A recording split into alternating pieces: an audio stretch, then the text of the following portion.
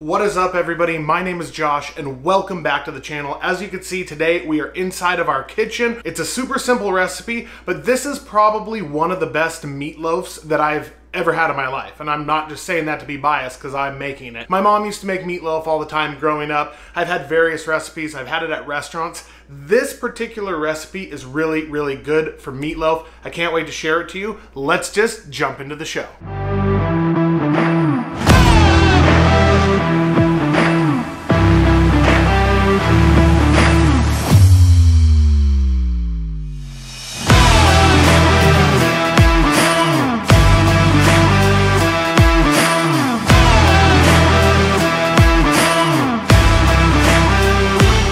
We made a YouTube video on this years and years, 200, 300 videos back in the day. Our friend David Armstrong actually gave us this recipe. We're gonna be in the kitchen, we're gonna be using our oven, we're gonna make a loaf, put it in a glass jar, glass loaf pan. Let's show you the ingredients. All right, I got everything laid out on the end grain cutting board. So you are gonna need a pan to saute some vegetables to soften them up. You are gonna need a big old mixing bowl. But this is your ingredients. I'm gonna use this little ninja chopper to chop some of the stuff. I'm feeling lazy. That's some bell pepper, green bell pepper, one. That is a bunch of garlic that I already peeled. Some carrots that I'm gonna also use the ninja to chop up. That's about 3 sticks of celery. That is a pound of 80/20 ground chuck. That is a pound of pork chorizo. Some Old Bay seasoning, some butter that we're gonna saute those vegetables in. We need some breadcrumbs. We need some garlic salt, or you can just use garlic powder and salt, but garlic salt, black pepper, an egg, a little half a cup, measuring cup, little that, and this is it. And all of that beautiness is gonna turn into a really, really epic beef and chorizo meatloaf. So it's a weeknight, so I did a very rough chop on all my veg. So this is the green bell pepper. And this little Ninja Foodie is just gonna help me get it a little bit finer. I'm not trying to make a paste or anything out of it. I'm literally just trying to go that fast. That might still even be a little bit too big. Like, there's still a couple big pieces, but I mean, simple, super simple, easy.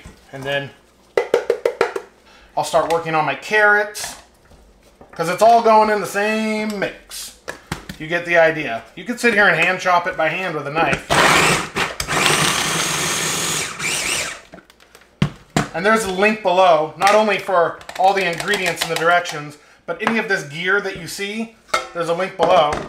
And that's how easy it is to make magic. All right, I'll bring you right back after we're all done with this goodness. All right, gas stove on. Bell pepper, carrot, garlic, celery, and some butter. And I'm just gonna soften this up. I'm not cooking it. I'm just sweating it a little bit in the butter just to soften it up. Just a little extra layer of fun flavors. So that is coming along, working along. In my other bowl here, now that is the pound of chorizo. That's the pound of the 80/20 ground chuck. That's 1 egg that I've already put in. Now I'm gonna put some gloves on and go bananas. But I'm also gonna add in this stuff. All right, our tablespoon of Old Bay, our tablespoon of garlic salt, and our tablespoon of black pepper. Just starting with a half of cup of the breadcrumbs. But you gotta remember, this is pork chorizo, and this is 80/20 beef. So once it gets cooking in the oven, you're gonna have that fat rendering down and stuff like that. So your end result is certainly not going to be dry whatsoever. And you could already see it's perfect. So I might even add a little bit more breadcrumb because it might be too perfect. Now it's time to reincorporate our veg and our garlic. And that was only on the stove for a couple of minutes. It was just to soften it up. And now we do some more mixing.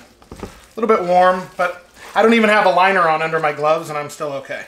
So just mix, get it all real incorporated.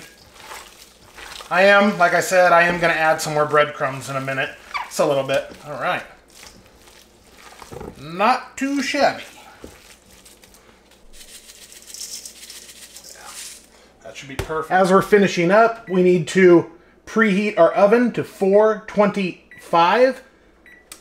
Let that get warmed up. Now what is outstanding is with those measurements of everything that I gave you, it absolutely just fits in this little meatloaf glass container perfectly.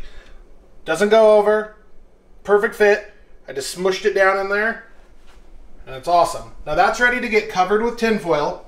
50 minutes, 50 minutes at 425, uncover it, an additional 10 minutes. So you're gonna have an hour at 425, but the last 10 minutes is uncovered. Okay, meatloaf is in the oven. I just wanted to take a quick moment while that is cooking to say thank you to all of our YouTube top tier channel members. If you've hit that little join button for behind the scenes right next to the subscribe button, thank you, thank you, thank you. And everybody that's DM'd us on Twitter, Instagram, Facebook, liked and subscribed and done all that stuff to support our little cooking social media hobby. Thank you, thank you, thank you. Babe and I really, really appreciate it. I'm sure we're gonna have leftovers. Tomorrow we'll probably have meatloaf sandwich, something like that. But for tonight, this meatloaf slice is really gonna hit the spot. 1 hour, just pulled it out of the oven.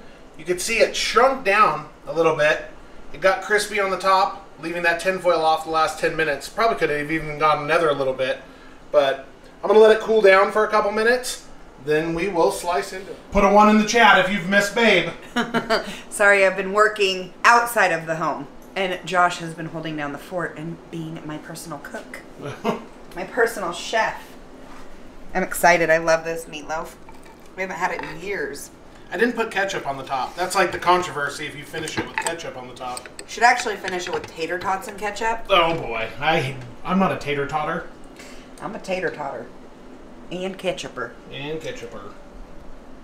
Okay, babe. It's hot. It just got out of the oven.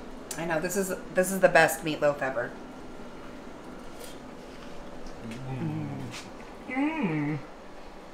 Turned out okay? Mm-hmm. It's the only thing about it, that's anytime you cook chorizo.